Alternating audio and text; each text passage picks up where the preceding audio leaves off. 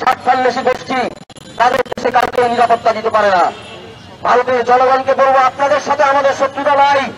আপনাদের সরকারের আধিপত্যবাদী মনোভাব, আপনাদের সরকারের আগ্রাসী পররাষ্ট্রনীতি আমরা বারবার নিন্দা জানিয়ে এসেছি। আমাদের বোন ফেলানি থেকে শুরু করে এখনো সীমান্তে গণহত্যা চলছে, সীমান্তে হত্যা চলছে, গুলি করে আমাদের ভাই বোনদেরকে মেরে ফেলা হচ্ছে।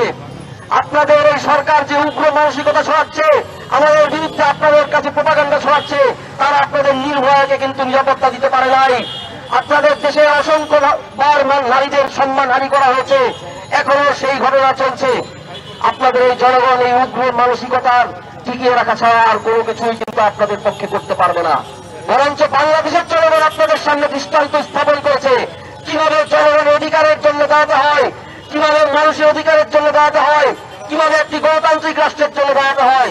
তাই নিজেদের দেশের নিরাপত্তা নিশ্চিত করতে, নিজেদের মানবিক অধিকার নিশ্চিত করতে, নিজেদের ধর্মীয় সংখ্যালঘুদের অধিকার নিশ্চিত করতে, নিজেদের দেশে গণতন্ত্র নিশ্চিত করতে বাংলাদেশের ছাত্র জনতাকে উদাহরণ হিসেবে নিজেদের সামনে রাখুন। আমাদেরকে শত্রু দান করবেন না, আমাদের সাথে শত্রুতা করবেন না। অবিলম্বে আমরা দাবি জানাবো, আমাদের বোন নাজমার হত্যাকাণ্ডের ব্যাপারে ভারতকে অবশ্যই পদক্ষেপ নিতে হবে।